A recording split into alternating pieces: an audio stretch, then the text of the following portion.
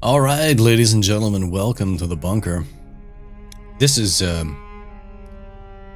really sort of a relaunch of a concept that I came up with earlier, a couple of years ago, actually. I think at this point, and that was inner chambers. And this was meant to be originally sort of a supplement to the normal release of the Bunkers episodes, which originally started out as the concept was basically one episode a month would come out, roughly, give or take,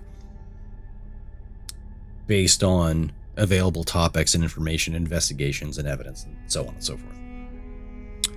But due to several different factors, we'll say, one of which including the complete shutdown of all society due to COVID, that sort of thing didn't happen, and episodes just basically in general sort of died out. And as I've explained previously in different clips and announcements, it's not as if Beth and myself have stopped investigating. We haven't stopped helping people. We haven't stopped giving lectures. We haven't stopped helping people with healing themselves and their property. It's just that those things were not making it to the podcast just because of time restraints and because of, a basic shutdown of society. We were still continuing to do our thing, but it's just that it wasn't being translated into episodes. And I apologize for that, and I've apologized for that in the past, because we have many dedicated listeners from all over the globe. I'm shocked and I'm humbled, and I am grateful that there are people right now in Spain that are going to be listening to this. There are people right now in Germany that are going to be listening to this. There are people in Canada that are going to be listening to this. The UK, United States, of course. And it wasn't until fairly recently that I really took this whole podcasting thing seriously, as far as developing it into something that could become its own income. And what I mean by that is, if you look at, for example, I'll take an extreme example. Say Joe Rogan, for example, was an individual. He's a stand-up comedian. He, you may recognize him from television shows like News Radio and Fear Factor, of course. Some things you can still watch in syndication here and there. But another thing that he used to do just with his friends and other comedians, because he is really at heart a stand-up comedian, is that he would have this podcast. And I remember talking to people way back in the early 2000s, late 90s, early 2000s, that mentioned Joe Rogan. And I'm going to say it's actually, I don't think it's more from the 90s. I think it's more like early 2000s. I would hear people talk about this podcast. And I wasn't too familiar with the medium in general at that point, too much. I was familiar with what it was, but I really wasn't that plugged into it at the time as much as I am now. These days, I get most of my news and most of my information from podcasts and not from network news. And there are many, many reasons for that. Perhaps I'll get into that at another episode.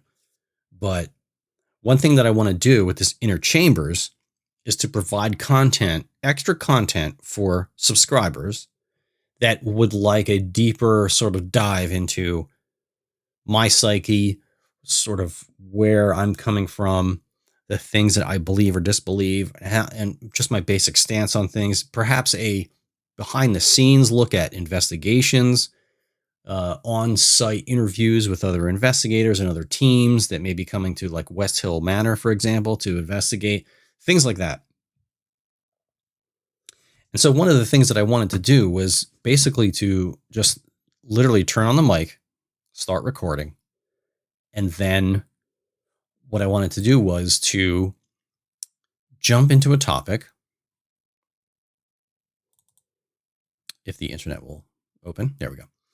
Jump into a topic that is, that may or may not be controversial for you, but might be in certain circles controversial, and just taking a look at them in real time in the inner chambers of the bunker.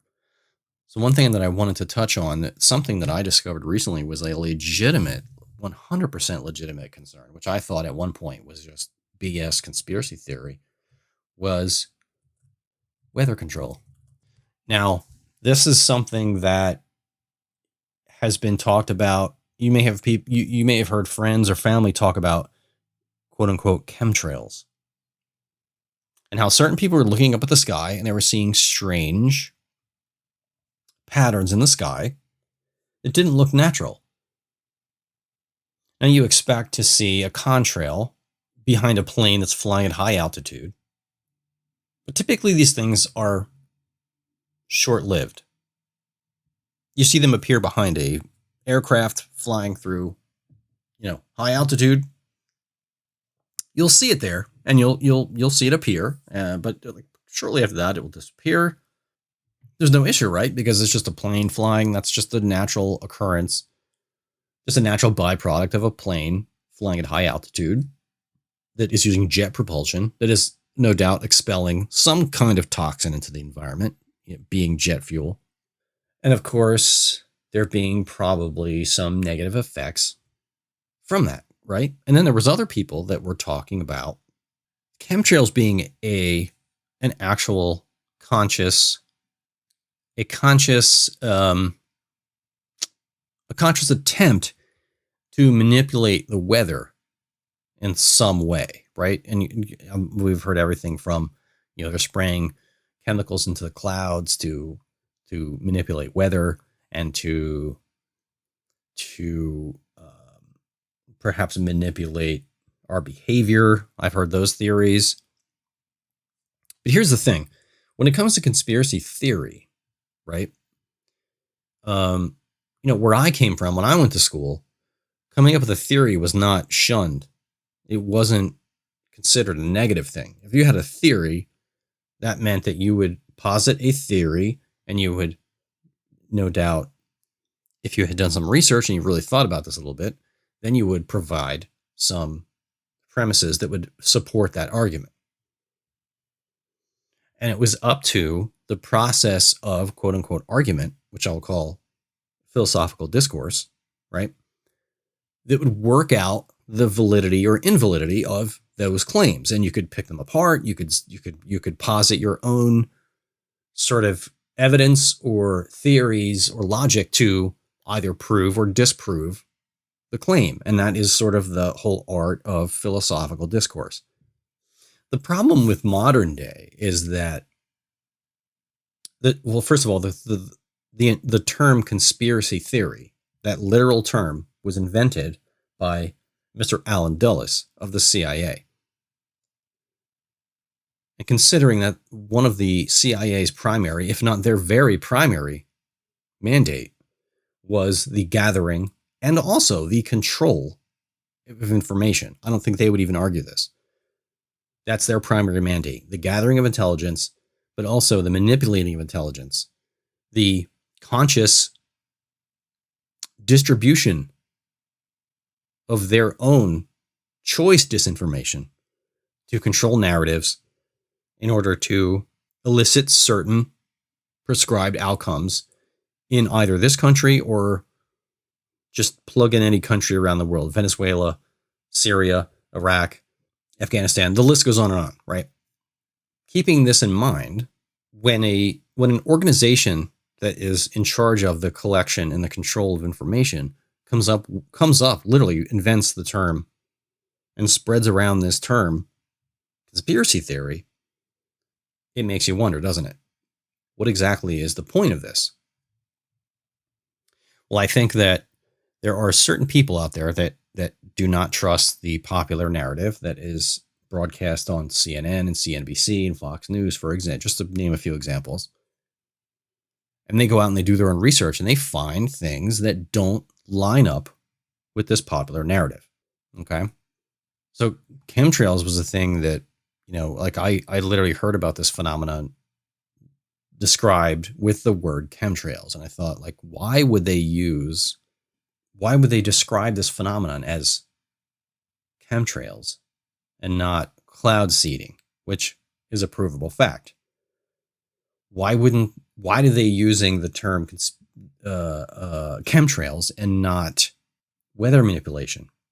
These are things that are provably true. I mean, the evidence is everywhere. So what I'm doing right now, I'm pulling up my Brave browser and I'm plugging in the words weather control programs.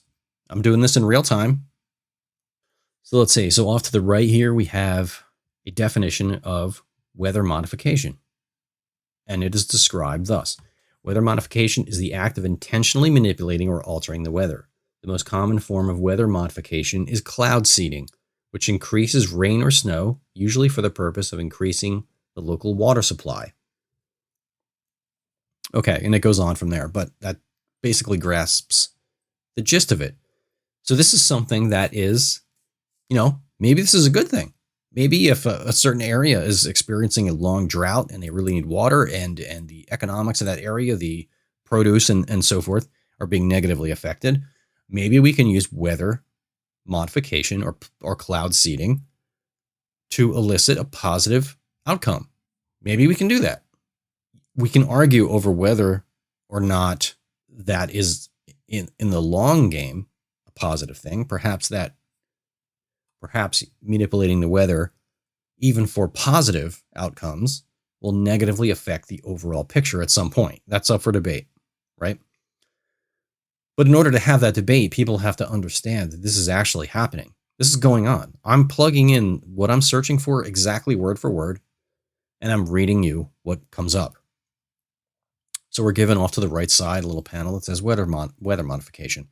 Off to the left, the first listing that comes up is library.noaa.gov, a government organization, weather modification project reports. The second listing is nsf.gov, weather and climate modification. And the third is Wikipedia, weather modification -Wikipedia. And then after that is, of course, anti-China, several anti-China listings. Okay, that'll be a matter for another episode, but I'm going to click on the first one, the NOAA website, National Oceanic and Atmospheric Administration website, weather modification project reports. All right, here we go.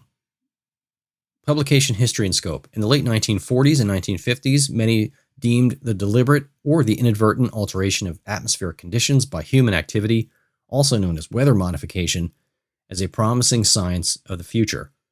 Currently, the most common form of weather modification is cloud seeding, which increases rain or snow, usually for the purpose of increasing the local water supply. Okay, arguably a good thing. Weather modification can also have the goal of preventing damaging weather, such as hail or hurricanes, from occurring. Okay, also could be spun as a positive thing. As part of Public Law 92-205 in 1972, all federal weather modification activities must be reported to the U.S. Secretary of Commerce via the NOAA Weather Program Office. Below is a list of these reports and is updated on a quarterly basis. So this is an ongoing thing.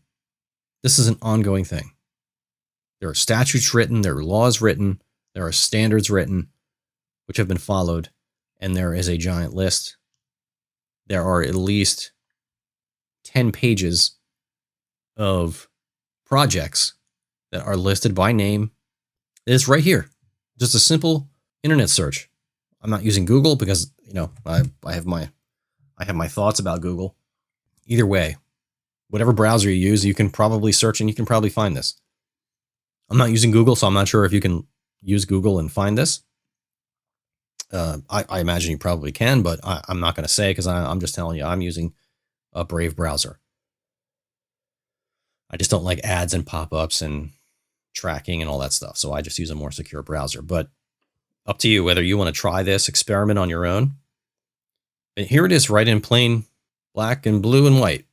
Project designation. Here's the first one here. This is from 2013. Well, this project ran from December 15th, 2012 to April 15th, 2013. took place in the Abajo Mountains of southeastern Utah. Activity augment snowpack. I don't know what that means. Is that a project to increase snowfall? I'm not sure. Let's click on the project number. Let's see what comes up here. Okay, here are some documents. This report is required by Public Law 92-205, Statute 735-15, USC 330, knowing and willful violation. We rolled out to the blah, blah, blah. Okay, let's see. Approximately 6 to 8 ground-based cloud seeding generators will be used. Each generator emits approximately 8 grams per hour of silver iodide. Operation decisions will be made from NAWC offices in Sandy, Utah. It looks like there's a whole interim report. Number of modification days in December 1. Increased precipitation 1. Hours of apparatus operation by type. In December, 7 ground. Type and amount of agent used. Silver iodide, 56. Sandy, Utah, January 25th, 2013. So, I mean, clearly you can see these are official documents. They're signed. They're maps. If you scroll down, you can see, you know, once you scroll down past the interim activity reports and final report, you can see a map of the Abajo Mountains in southeastern Utah, the target and potential seeding sites. And this is fairly recently, and this began in the 1970s. At least looking into this and at least potentially finding and potential benefits or negatives to this program. This has been going on for decades. But what's interesting is what makes its way into the public sphere. Where have, and how would most people describe weather modifications? If you walk through someone in the street and you said, "Hey, what do you think about weather modification?" I think, and I could be wrong, but I feel most people would say, "Oh, you mean chemtrails?" You know what I mean? Like, it's almost like, and this is something the CIA would do, by the way. They would take a phenomenon that was real and they would say, okay, how can we deflect? How can we, because again, their primary mandate is the collection and the manipulation of information for their own ends. Now, what are their ends? Is it for our benefit? Is it for the world's benefit? Is it for only the benefit of those they're intimately connected with, i.e. politicians and rich people? Is it, what actually is this? But here's the thing. No one has ever heard of this with any framing except chemtrails, which is interesting because chemtrails is a much more general topic and typically describes not weather modification or cloud seeding, but describes just the basic exhaust from any plane flying anywhere in the atmosphere. You look up and you see planes flying. If they're high enough in altitude, you'll see a chemtrail. Doesn't necessarily mean it's anything nefarious. In fact, it usually isn't. But it's just interesting that this narrative has found its way into the general consciousness under the heading of chemtrails. It's not an accurate description of this. I'm looking at project date ranges, the most recent being from December 15th, 2012 to April 15th, 2013. Augment snowpack is the activity it's called. But it's going back from 2003, 2004, 2005, 6, 7, 8, 9, 10, 11. I just jumped to the last page. And we're looking at December 2022, March 23rd, 2023. Let's take a look at this. NOAA Weather Modification Activities Report. Dates of project, February 12th, 2023 to March 23rd, 2023. Project or activity designation, cooling Earth.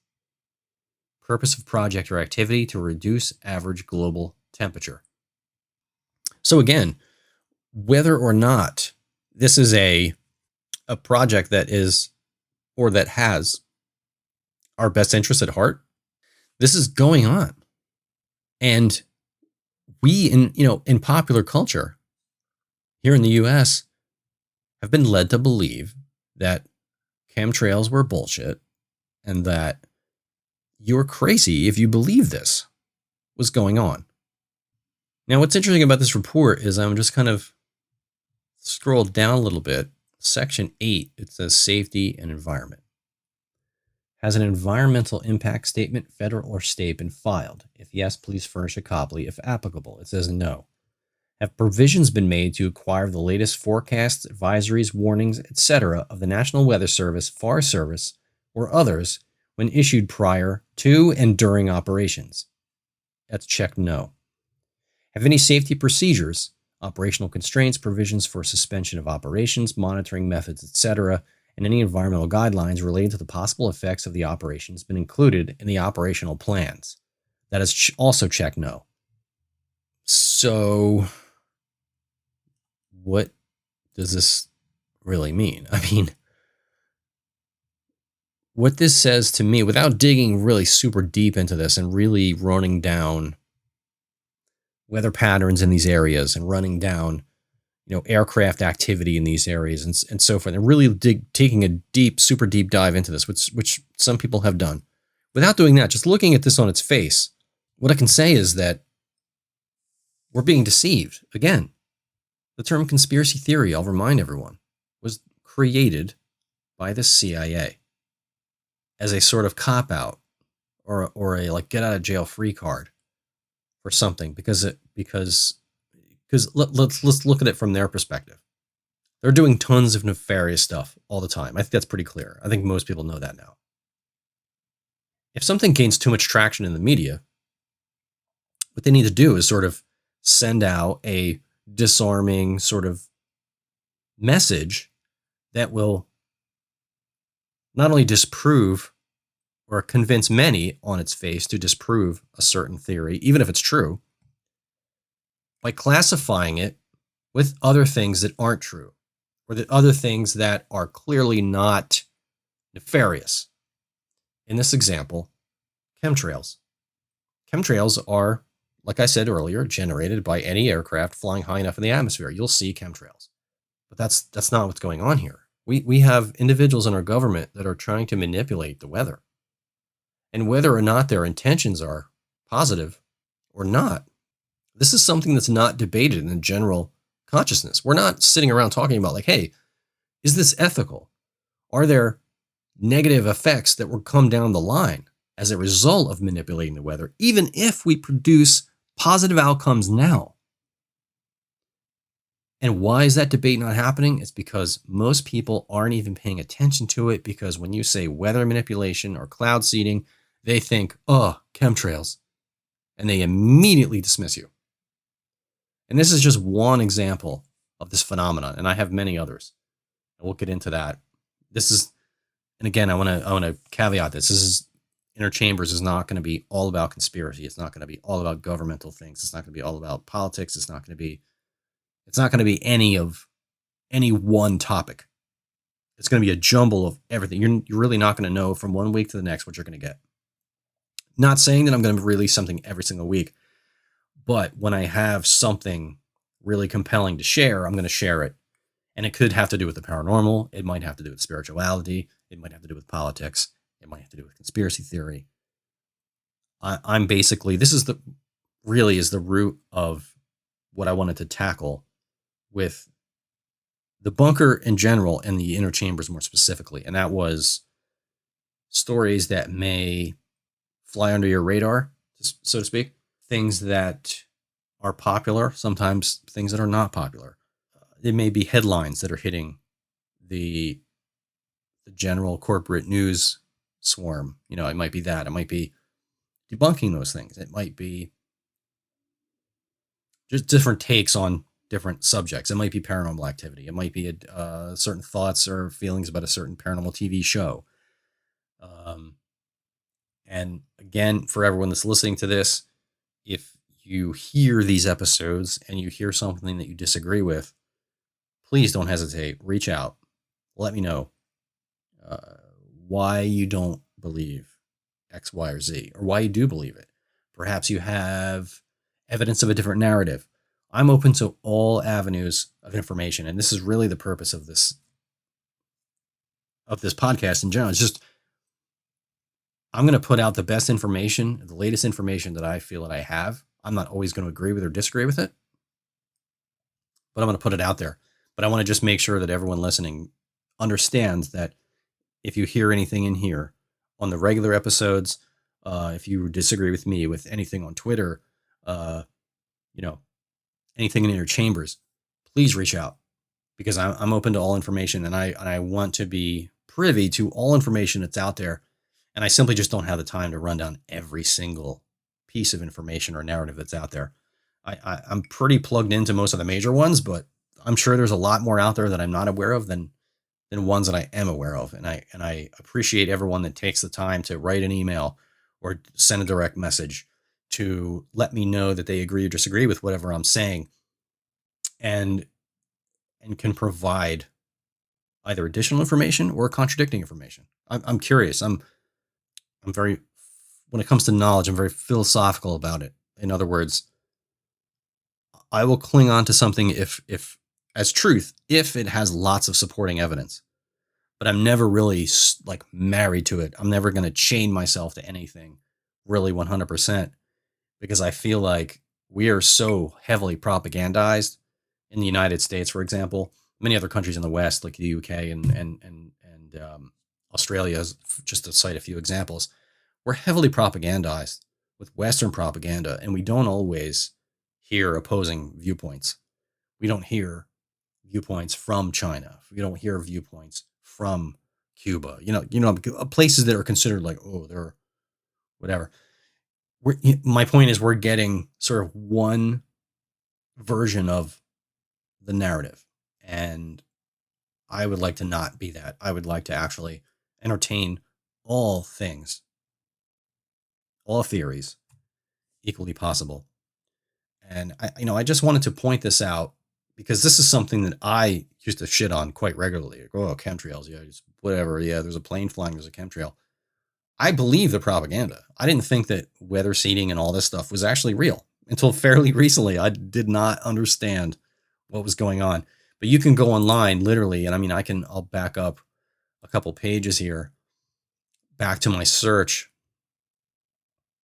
And, there's articles about China scaling up weather modification, North American Weather Modification Council. Look at this. There's a North American Weather Control or Weather Modification Council, the NAWMC.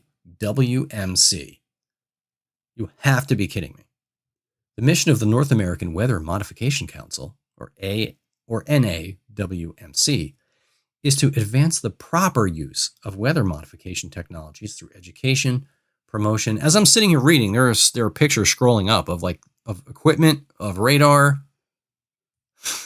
The council serves as a forum for the exchange of information on weather modification issues to promote the effective use of these technologies to enhance precipitation, suppress damaging hail, and mitigate fog, and to advance research and development activities to increase scientific knowledge about weather modification capabilities. Now, this begs the question, even if your intentions are good, like, is this good to do? Like, weather is a natural process of drought and rain and storms and sun and humidity and dryness and all this delicate balance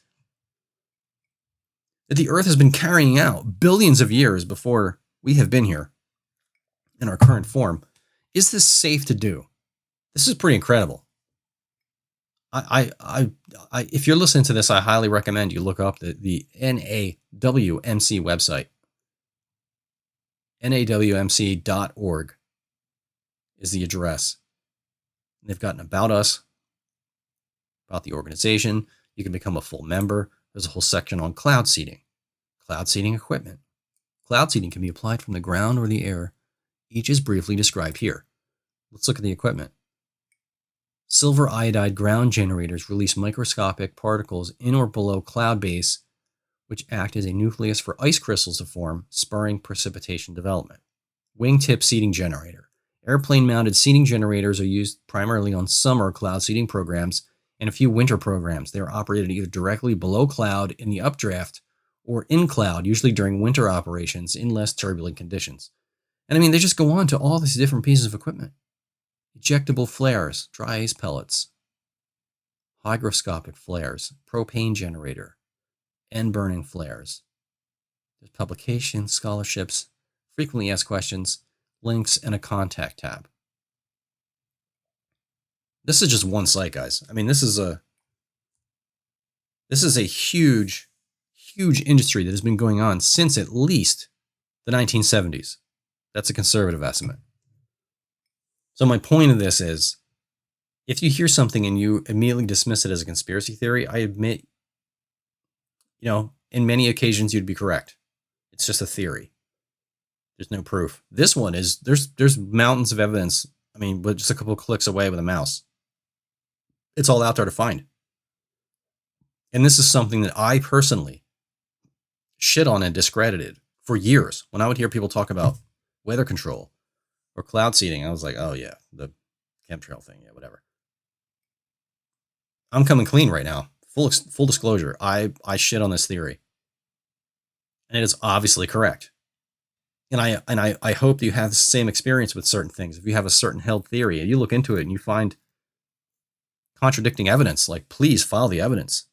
Be humble and be willing to open up and say, you know what? Yeah, I really had no idea what I was talking about. I was shitting on this thing for years. I was shitting on this theory right now I'm talking to you about for years because I never looked into it.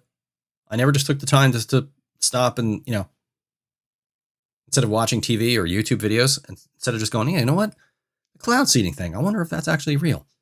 I didn't know that this was legitimate until I just took the time to sit down and search for it. And it took me seconds to figure out that this is legitimate and this has been going on for decades. So be open-minded, people. Be open-minded. I work at it every day. I'll have certain guests on where I might not agree with everything they say, but I'm going to give them a platform to say it. Because you know what? Because in a lot of occasions, they may say something I disagree with, and then I look into it, and then it turns out, oh man, wow, that was actually true. A lot of what we're told on the news, folks, is not true. It just isn't. It's either framed in a deceiving way, or it's just completely deceptive information, or it's just it just could be but it could be, what information aren't they telling us? What information is being left out is sometimes just as telling as the information that is shared. Once I started looking at network news, CNN in particular, when I started looking at it as how everything was being framed and what information was being shared compared to what information was not being shared that seemed valid, that's when I really started to understand that we are being deceived. The information is being controlled. What I'm sharing with you right now is just one example. And who knows how many more things that we're going to find in real time in the inner chambers of the bunker, because I'm going to do this not regularly. I'm going to mix it up. I'm not going to make all the content exactly the same, of course, because that'll be boring. But we will periodically just do this, and I will just pick a topic and I'll just start searching for things online. And I'll share with you what I find in real time. This was a really easy one, so that's why I picked this one first. We have government organizations that are out there trying to play God. They're trying to control the weather. And by the looks of the number of sites that popped up and the number of websites that look like they have ongoing studies, this looks like this is a at least somewhat successful program. Otherwise, they wouldn't still be doing it. And if our government is funding weather control, we know in the past they have funded mind control, i.e. MK Ultra, Operation Midnight Climax. when you really look at this, the whole scope of what our government has looked into and the different aims that they've tried to follow, it's chilling. And yeah, I'm just going to leave this here. I welcome everyone that has listened to this episode to pull these things up. Pull these things up yourself. Go to the North American Weather Modification Council or the NAWMC.org and look at the site for yourself. I mean, the evidence is here. We have government organizations that are trying to manipulate the weather.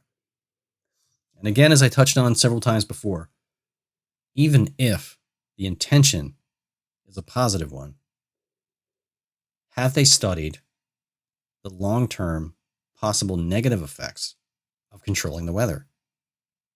Are there long-term negative effects?